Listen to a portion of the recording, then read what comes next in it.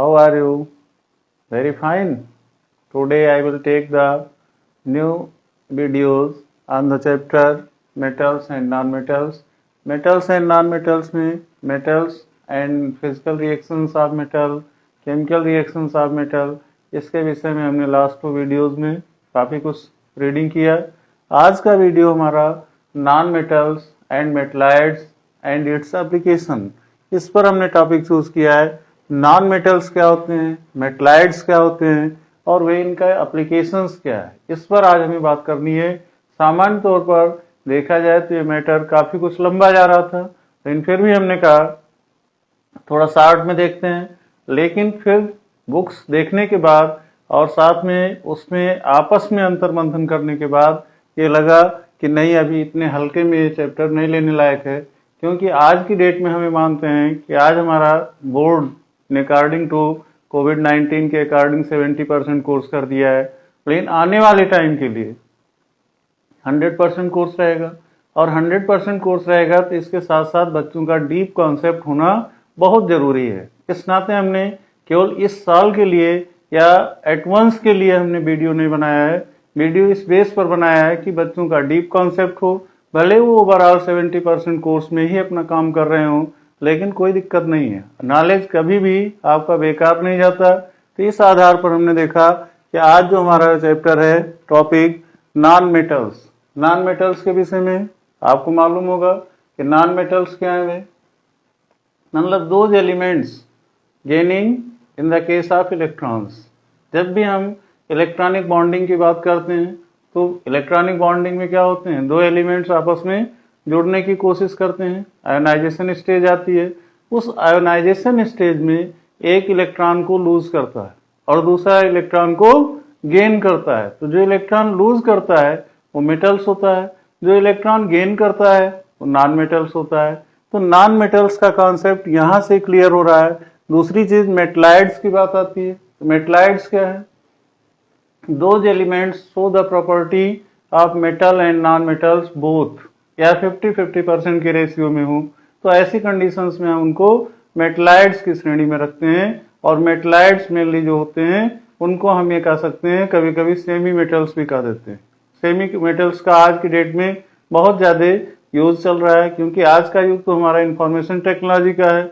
और information technology में जाहिर सी बात है कंप्यूटर की चिप या कंप्यूटर रिलेटेड प्रोग्रामिंग या उससे संबंधित जो भी वर्क हो रहे हैं, आज काफ़ी कुछ चीज़ें सेमीकंडक्टर बेस पर हो रही हैं। और वो सेमीकंडक्टर्स क्या होते हैं, मेटलाइड्स के केस में होते हैं। एंड इट्स एप्लीकेशन, इनका अनुप्रयोग क्या है, हम एट प्रेजेंट जिनसे संबंधित चीज़ों पर क्या क्या नया वर्क करना चाहते हैं, साथ में कुछ हमारी फंडामेंटल स्टेटस होती है, उस फंडामेंटल स्टेटस के अकॉर्डिंग बुक में भी रीडिंग करते हैं, कुछ आउटसोर्सेज भी देखते हैं, मैगजीन्स वगैरह भी देखते हैं, न्यूज़पेपर्स देखते हैं, सोशल मीडिया पर भी वॉच करते हैं। तो ऐसी कंडीशंस में बहुत सारी चीज़ें हमें मिलती हैं कि नहीं, मेटलाइड्स भी उतना ही महत्वपूर्ण है जितना कि मेटल एंड नॉन मेटल्स हैं। जबकि सामान्य थिंक लोगों की होती है कि बस ठीक है, एलिमेंट्स को 2 ही भाग में कर दीजिए या कंपाउंड्स को 2 ही भाग में कर दीजिए कि जिसको सामान्य तौर पर मेटल और नॉन मेटल आ जाए, वो दैट्स इनफ है। लेकिन हमने नहीं, बुक के साथ साथ सोशल मीडिया को भी मैंने टेकअप किया, तो वहां पर मुझे लगा कि नहीं, कुछ चीजें ऐसी हैं जो बिना मेटलाइड्स के पूरी ही नहीं हो सकती। तो इस नाते मेटलाइड्स और उनका एप्लीकेशन, इस पर हम विशेष तौर पर फोकस करेंगे। तो यहाँ पर हम देखते हैं नॉन मेटल्स का मतलब तुरंत हमारा माइंड में कब क्या होना चाहिए, it means losing the electron, it means gaining the electron. क्योंकि लूजिंग द इलेक्ट्रॉन जो होगा वो मेटल हो जाएगा, gaining the electron non metals हो जाएगा। नेक्स्ट पॉइंट ऑफ व्यू पर बात करते हैं, those elements has negative ions. दूसरा पहचान क्या हो सकता है कि ऐसे एलिमेंट्स जिनके निगेटिव आयन हो। निगेटिव आयन का मतलब समझ रहे हैं, जैसे फॉर एग्जांपल दैट सोडियम और क्लोराइड की ले लेते हैं, तो उसको आपस में संयोग करके इलेक्ट्रॉनिक बॉन्डिंग के द्वारा सोडियम क्लोराइड बनाते हैं, जिसे सामान्य भाषा में आप नमक कहते हो। और वह नमक किस बेस पे बना, सोडियम का अगर देखते हैं इलेक्ट्रॉनिक कॉन्फ़िगरेशन तो 281 होता है, क्योंकि उसका एटॉमिक नंबर जो है 11 होता है। तो ऐसी कंडीशंस में उसका जो KLMN सबसेल्स क्रिएट करते हैं बोरबरी प्लान के अकॉर्डिंग, तो K और L सेल तो पूरा हो जाता है, लेकिन M सेल में केवल एक इलेक्ट्रॉन रहता है और वही इलेक्ट्रॉन उसको बार बार रिएक्टिव करता रहता है, क्रिया के लिए प्रेरित करता रहता है। ऐसी कंडीशंस में अगर उसको फॉर द टाइम बीइंग चाहता है कि मुझे रेस्ट दे दीजिए, तो उसका एक ऑक्टेट रूल होता है बोरबरी प्लान का, जिसे अष्टक नियम कहते हैं, और उस अष्टक नियम के अकॉर्डिंग प्रत्येक सेल में कम से कम इन अकॉर्डिंग टू सीरियल नंबर या तो वो स्टेइंग पॉइंट गेन करे, अदरवाइज मिनिमम 8 इलेक्ट्रॉन्स होना जरूरी होता है। तो पहला सेल है, उसमें 2 इलेक्ट्रॉन ही होते हैं, क्योंकि बोरबरी प्लान ने 2n² का फार्मूला दिया। 2n² के फार्मूले में n की वैल्यू 1 रख दीजिए, तो 2 × 1 का स्क्वायर 1 ही रहा, तो मीन्स कि पहले सेल में 2 इलेक्ट्रॉन मैक्सिमम है, उससे ज्यादा नहीं रह सकते। और सेकेंड सेल की बात करते हैं तो n की वैल्यू 2 पुट कर देते हैं, 2 का स्क्वायर करेंगे तो 4 हो जाएगा, और 2n² की वैल्यू निकालेंगे तो 4 2 जा 8 आ जाएगा। इसका मतलब दूसरे सेल में 8 इलेक्ट्रॉन होना आवश्यक होता है। ऐसे हम तीसरे सेल की अगर हम बात करते हैं तो तीसरा सेल हमारा जो होता है उसमें क्या होना चाहिए, n = 3 और 3 का स्क्वायर 9, 9 2 जा 18, तो 18 इलेक्ट्रॉन जब तक होगा तब तक तो बहुत सारा टाइम वेस्ट हो जाएगा। तो ऐसी कंडीशंस में सोडियम क्या करता है, इलेक्ट्रॉनिक बॉन्डिंग के लिए सहयोग करता है। कहता है ठीक है भाई, मेरे पास एक इलेक्ट्रॉन है, कोई इसको ले ले, एक्सेप्ट कर ले, मैं इससे फुर्सत पा जाऊं। तो लूज करने में वो ज्यादा अपने आप को बुद्धिमत्ता रखता है, तो लूज करता है, और लूज करने के साथ साथ ऐसे ही क्लोराइड की पोजीशन है। क्लोरीन सामान्य तौर पर देखा जाए तो क्लोरीन अपने आयोनाइज स्टेज में क्या होता है, Cl-1। आपने देखा होगा तो Cl-1 क्यों बना, क्योंकि उसका एटॉमिक नंबर 17 होता है, और 17 को अगर हम सेल डिस्ट्रीब्यूशन करते हैं, इलेक्ट्रॉनिक कॉन्फ़िगरेशन करते हैं, तो क्या आता है 287 आता है। इसका मतलब कि हाफ स्टे करने के लिए ऑक्टेट रूल के अकॉर्डिंग उसको एक इलेक्ट्रॉन मिल जाए तो अस्थायी तौर पर उसे एक कक्षा मिल जाएगी। तो ऐसी कंडीशंस में वो भी काफी हाईली रिएक्टेड होता है, वो किसी भी कीमत पर जाता है कि हमें एक इलेक्ट्रॉन मिल जाए। तो उसके लिए सबसे बढ़िया कॉम्प्लीमेंट कौन मिल पाता है, सोडियम, क्योंकि वो एक इलेक्ट्रॉन दान करना चाहता है और क्लोरीन एक इलेक्ट्रॉन ग्रहण करना चाहता है। दोनों का आपस में इलेक्ट्रॉनिक बॉन्डिंग हो जाने से सोडियम क्लोराइड बन जाता है, और सोडियम क्लोराइड साधारण नमक के रूप में हम उसको उपयोग करते हैं। तो इस तरह से देखा जाए तो प्रिंसिपल ऑफ केमिस्ट्री बार बार कहीं ना कहीं सराउंडेड हमारे डे टू डे लाइफ के बीच में ही फंक्शन करती है। तो अब हम इसका एक दूसरी डेफिनेशन नॉन मेटल्स की कर दें। जैसा अभी आपको टू द पॉइंट हमने कहा, those elements has negative ion, ऐसे एलिमेंट्स जो निगेटिव आयन प्रेजेंट करते हो उन्हें हम नॉन मेटल्स कहेंगे, या बाय गेनिंग इलेक्ट्रॉन्स।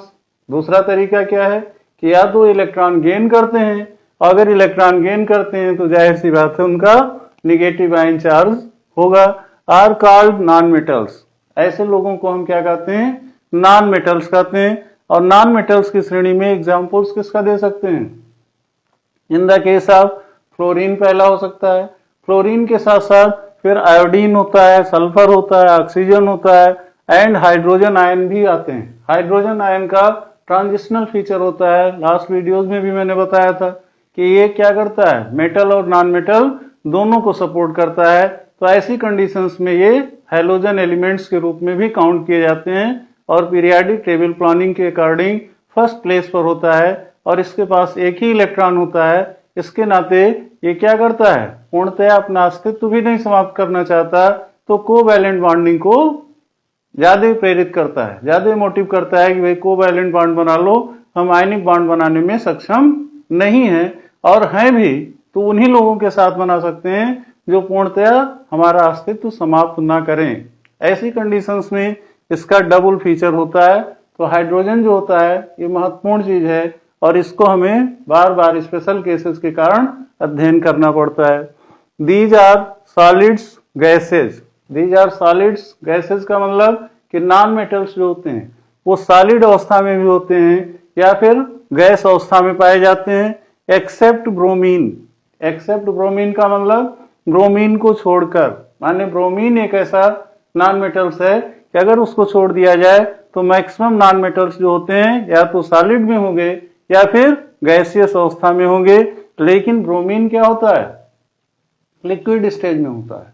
तो ऐसी कंडीशंस में इट इज ए लिक्विड। हमने क्लियरिटी ला दिया कि जिसको आप more than one page reading करते, नॉन मेटल्स फीचर्स को ज्यादा से ज्यादा जानने की कोशिश करते, उसको मात्र 2 लाइनों में हमने कहा कि आप इसके स्पेशल फीचर्स को जानिए, और स्पेशल फीचर्स को जानेंगे तो जाहिर सी बात है कि नॉन मेटल्स की डेफिनेशन, उसकी कंडीशन कभी भी आपको भूलेंगी नहीं। सेम कंडीशंस में आगे हम बात करते हैं फिजिकल प्रॉपर्टी। अभी आपने मेटल्स में भी देखा था मेटल्स की फिजिकल प्रॉपर्टीज क्या होती हैं।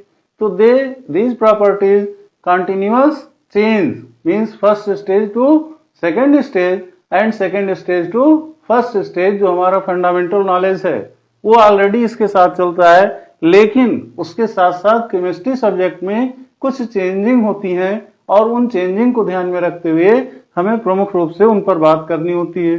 तो सेम कंडीशंस में physical properties of non metals में आते हैं। तो physical properties of non metals में पहला कंपैरिजन करते हैं malleability and ductility. Malleability and ductility में आपने देखा कि मेटल्स जो होते हैं अगर उनको हैमरिंग करते हैं तो कुछ मेटल्स हैं पतली सीट बना देते हैं, कुछ होते हैं उनको बहुत लंबा वायरिंग किया जा सकता है।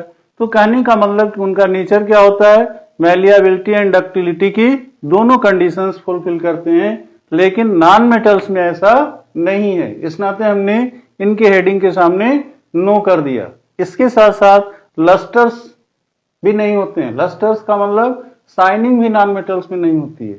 तो नॉन मेटल्स सीधे सिर्फ 3 फीचर्स को कैंसिल करता है मेटल के, पहला मैलिएबिलिटी, दूसरा डक्टिलिटी और तीसरा लस्टर। ये तीनों नॉन मेटल्स में नहीं होते।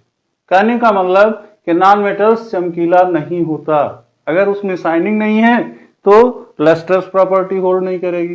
दूसरी चीज कि नॉन मेटल्स को अगर हम हैमरिंग करते हैं तो मोर देन 2 और 3 पीसेज में वो टूट जाएगा, लेकिन वो पतली सीट नहीं बनने देगा। दूसरी चीज कि उसके अगर हम वायरिंग करना चाहें, पतला तार निकालना चाहें रेसे टाइप का, वो भी नहीं निकलने देता, क्योंकि नॉन मेटल में हार्डनेस होती है। दूसरी चीज आगे हम बात करते हैं ब्रिटिलनेस। ब्रिटिलनेस मतलब कि यहां से कह रहा है these are brittle in nature, ये नेचर में ही ब्रिटिल होते हैं। ब्रिटिल होने का मतलब इनका क्या पोजीशन होती है, जैसे for example that S minus minus या S minus 2 is brittle in solid.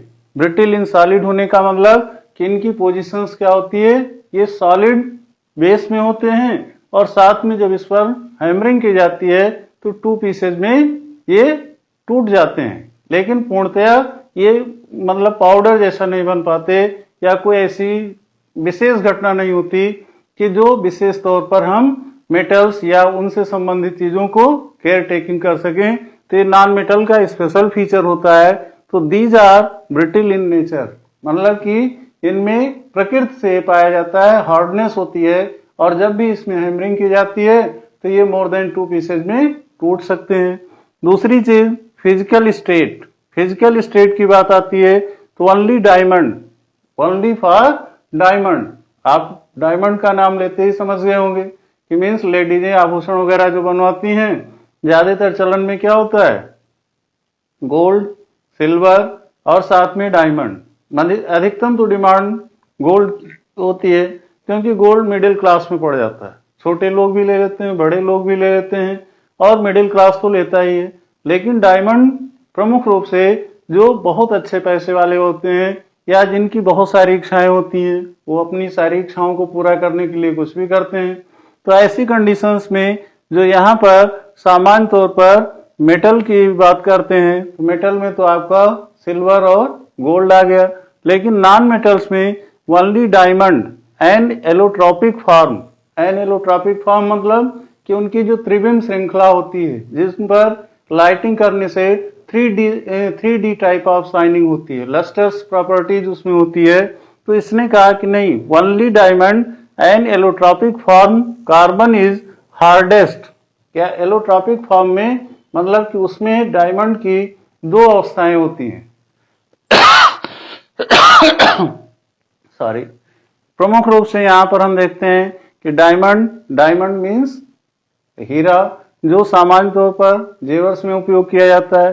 N allotropic form, allotropic form में ग्रेफाइट आ जाता है। तो graphite carbon is hardest solid, मतलब कि कार्बन क्या होता है, वो हार्डेस्ट सॉलिड होता है, मतलब कि डायमंड के स्टेज में सॉलिडिटी होती है, अर्थात वो हार्डनेस होता है, लेकिन ग्रेफाइट उसके जस्ट अपोजिट होता है, वो मुलायम होता है। बात समझ रहे हैं? जबकि ये दोनों क्या हैं, नॉन मेटल्स में ही आते हैं। सेम कंडीशंस में ये क्या कहना चाह रहे हैं कि only diamond an allotropic form carbon is hardest solid, it is lustre non metal, it is lustre non metal, मतलब कि ये नॉन मेटल का एक ऐसा सदस्य है जो चमकीला होता है। चमकीला होने के कारण इसको आभूषणों में, जेवरातों में गणना की जाती है और अधिकतर इस पर 3 डायमेंशनल शाइनिंग होती है। 3 डायमेंशनल शाइनिंग होने के कारण इनका अट्रैक्शन ज्यादा होता है और इसी के कारण लेडीजें सबसे ज्यादा प्रेफरेंस डायमंड को देती हैं। लेकिन जो इसका एलोट्रॉपिक कंडीशन होती है ग्रेफाइट, ग्रेफाइट में फ्लेक्सिबिलिटी होती है और उस फ्लेक्सिबिलिटी के कारण हम पेंसिल वगैरह में या अन्य जो जरूरत की चीजें होती हैं उनमें हम इनको प्रमुख रूप से उपयोग करते हैं। सेम कंडीशंस में नेक्स्ट फीचर की बात करते हैं तो इलेक्ट्रिसिटी एंड थर्मल कंडक्टिविटी की बात आती है कि नॉन मेटल क्या होता है कि वो मेटल जैसा सपोर्ट करता है इलेक्ट्रिसिटी या मतलब इसमें थर्मल कंडक्टिविटी, ऐसा नहीं है, क्योंकि अधिकतर केसेस में मेटल का सीधा सीधा विरोध नॉन मेटल करता है, इसी के कारण उसकी अपोजिट पोजीशंस ही मानी जाती है। तो यहाँ पर इलेक्ट्रिसिटी एंड थर्मल कंडक्टिविटी की बात करते हैं तो एक्सेप्ट ग्रेफाइट, एक्सेप्ट ग्रेफाइट का मतलब ग्रेफाइट को छोड़ दीजिए, they are not good conductor of heat and electricity, केवल और केवल ग्रेफाइट को छोड़ दिया जाए तो बाकी जितने नॉन मेटल्स हैं वो ना तो इलेक्ट्रिक के कंडक्टर होते हैं ना ही हीट के कंडक्टर होते हैं। तो सेम कंडीशंस में हम कह सकते हैं कि ग्रेफाइट की फ्लेक्सिबिलिटी होने के कारण उसमें कंडक्टिविटी होती है लेकिन गुड कंडक्टर वो भी नहीं होते, मतलब कि वो सेमी पोजीशंस को फॉलो करते हैं। ऐसी कंडीशंस में एक्सेप्ट ग्रेफाइट कहा जा रहा है कि अगर ग्रेफाइट को छोड़ दिया जाए तो शेष जितने नॉन मेटल्स होते हैं वो सभी क्या होते हैं, हीट एंड इलेक्ट्रिसिटी के नॉन कंडक्टर होते हैं या कंडक्टिविटी को सपोर्ट नहीं करते हैं। सेम कंडीशंस में मेल्टिंग एंड बॉइलिंग पॉइंट की बात की जाए तो मेल्टिंग एंड बॉइलिंग पॉइंट आपने अभी मेटल में देखा बहुत हाईएस्ट पावर होता है, लेकिन नॉन मेटल्स की पोजीशंस में क्या होता है, बिलो होता है। तो except of solid non metals, solid non metals जो होते हैं उनका high boiling point, melting point possible है, लेकिन सबके केसेस में नहीं है। That is boron, silicon and carbon etc. कहने का मतलब कि इन मेटल्स की बात जो करते हैं नॉन मेटल्स, वो except of solid, solid non metal जितने हैं उनकी तो हाई टेम्परेचर पर मेल्टिंग एंड बॉइलिंग पॉइंट होती है और उनमें प्रमुख रूप से एग्जाम्पल हम किसका दे सकते हैं, जैसे बोरान का है, इसका भी हाई टेम्परेचर होता है, सिलिकॉन का भी, कार्बन का भी। तो ऐसी कंडीशंस में मेल्टिंग एंड बॉइलिंग पॉइंट के लिए केवल हम मेटल्स को ही नहीं मान सकते, नॉन मेटल्स भी उसमें आते हैं, लेकिन शर्त क्या हो, वो सॉलिड स्टेज में पाए जाते हो, मतलब कि प्रकृति में वो सॉलिड अवस्था में पाए जाते हैं, ठोस अवस्था में पाए जाते हैं। तो उनका हाई टेम्परेचर में क्या पोजीशन होती है, बॉइलिंग और मेल्टिंग पॉइंट होती है। सेम कंडीशंस में केमिकल प्रॉपर्टीज की बात करते हैं। केमिकल प्रॉपर्टीज क्या होती है, non metals do not react with water, non metals क्या करते हैं, वाटर से क्रिया नहीं करते, जल से क्रिया नहीं करते, स्टीम से भी क्रिया नहीं करते, भाप से, एंड डाइल्यूट एसिड से भी क्रिया नहीं करते। लेकिन कुछ विशेष फीचर भी है जिसके कारण हमें इनको पढ़ना पड़ता है। मैक्सिमम केसेज में देख रहे हैं कि जिसको मेटल सपोर्ट करता है नॉन मेटल उसको सपोर्ट नहीं करता है। तो ऐसी कंडीशंस में because they can not supply electron to hydrogen ion, कहने का मतलब कि इलेक्ट्रॉन नहीं सप्लाई करते H+ आयन को of acid to reduce them to H2 gas, जिसके कारण रेड्यूस हो सके H2 गैस। ऐसी कंडीशंस नहीं आती, जिसके कारण सामान्य तौर पर नॉन मेटल्स क्या होते हैं, वाटर, स्टीम और डाइल्यूट एसिड से क्रिया नहीं करते हैं। उसका एक सीधा सा रीजन कि ये क्या करते हैं, इलेक्ट्रॉन सप्लाई नहीं करते H+ आयन को, और H+ आयन को इलेक्ट्रॉन सपोर्ट नहीं करते, जिसके कारण हाइड्रोजन गैस इवॉल्व नहीं होती। तो इनके न क्रिया करने का एक प्रमुख रीजन ये है। दूसरी चीज, ऐसी चीजों को अगर हम केमिस्ट्री की लैंग्वेज में कहते हैं तो केमिस्ट्री की लैंग्वेज में रिएक्शन देना कंपलसरी है, क्योंकि पिछले वीडियोस में भी मैं बार बार कह रहा हूं कि रिएक्शन अगर नहीं है केमिस्ट्री में तो आप समझ जाइए चाहे जितना बढ़िया एक्सप्लेनेशन आपने कर दिया वो बेकार है। तो इसके सपोर्ट में मैंने रिएक्शंस देने की कोशिश की कि S प्लस 2H2SO4, यस क्या है, सल्फर है, और ये किससे क्रिया कर रहा है, सल्फ्यूरिक एसिड से। 2 एटम्स ऑफ H2SO4, यहां आप देख रहे हैं लेफ्ट हैंड फिंगर पर डेल्टा है, डेल्टा का मतलब हीट किया जा रहा है, टेम्परेचर दिया जा रहा है। तो इसका प्रोडक्ट क्या मिलेगा, 3SO2 माने सल्फर डाइऑक्साइड प्लस 2H2O, जिसमें हाइड्रोजन गैस इवॉल्व नहीं हो रही है, जिसके सामान्य परिस्थितियों में हम ये कह सकते हैं कि ये परिस्थिति अगर ऐसी पहले जैसी होती नॉन मेटल की कंडीशंस में तो रिएक्टिव होते, लेकिन इसका ये एक्सेप्शनल केस है। एक्सेप्शनल केस में क्या बताया इसने कि but on heating readily form oxides or salts with concentrate acids। कहने का मतलब कि डाइल्यूट एसिड वाटर और स्टीम से तो क्रिया नहीं करते नॉन मेटल्स, लेकिन कंसंट्रेट एसिड से रिएक्शन कर सकते हैं, और कंसंट्रेट एसिड से जब रिएक्शन करते हैं तो उनका रिएक्शन एग्जांपल्स हम यही फिर से रिपीट कर रहे हैं। सल्फर प्लस 2H2SO4 ये कंसंट्रेट अवस्था में है, हीट करने पर 3SO2 प्लस H2O के रूप में ये रिएक्शन कर रहे हैं। और इसी का दूसरा एग्जाम्पल सल्फर प्लस 6HNO3, ये भी कंसंट्रेट एसिड है, और कंसंट्रेट एसिड पुनः इसको गर्म करने पर ये हाईली रिएक्टिव होती है, तो H2SO4 plus 6NO2 plus 2H2 gas भी इवॉल्व करती है। तो कहने का मतलब कि कहीं ना कहीं ये एक्सेप्शनल का काम करते हैं। कहने का मतलब कि अभी हमने कहा कि नॉन मेटल वाटर, स्टीम और डाइल्यूट एसिड से रिएक्शन नहीं करते हैं, उसका कारण है कि electron supply H plus ion को नहीं करते। लेकिन जो इनका एक्सेप्शनल केस आया वो एक्सेप्शनल केस ये कह रहा है कि बट ऑन हीटिंग, लेकिन इनको गर्म करने पर readily form oxides, कहने का मतलब कि ये रिएक्टिव होकर के रिएक्शन करके ये क्या बना लेते हैं, ऑक्साइड्स या साल्ट बना लेते हैं विथ कंसंट्रेट एसिड्स। मतलब कि डाइल्यूट एसिड से तो रिएक्शन नहीं करेंगे, लेकिन कंसंट्रेट एसिड से अगर इनको हम टेम्परेचर देते हैं, हीट करते हैं, तो ये रिएक्शंस कर सकते हैं। उसी के सपोर्ट में मैंने सल्फर प्लस 2H2SO4 का रिएक्शन बताया, जो गर्म करने पर 3SO2 sulphur dioxide plus 2H2O जल के रूप में प्रोडक्ट देता है। सेम कंडीशन में दूसरा इक्वेशन क्या है, सल्फर प्लस 6HNO3, ये भी कंसंट्रेट एसिड ही है, और जब इसको गर्म करते हैं तो H2SO4 sulphuric acid plus 6NO2 means nitrogen oxide बन जाता है, डाइऑक्साइड प्लस 2H2 गैस इस पे इवॉल्व होती है। तो हम ऐसा पूर्णतया नहीं कह सकते कि नॉन मेटल रिएक्शन करते ही नहीं, नॉन मेटल रिएक्शन करते हैं, लेकिन सामान्य तौर पर वो वाटर, स्टीम और डाइल्यूट एसिड से नहीं करते हैं, कंसंट्रेट एसिड से करते हैं, और कुछ ही केसेज में करते हैं जब उनको आपस में गर्म किया जाता है। नेक्स्ट फीचर की बात करें तो non metal also allow the displacement reaction.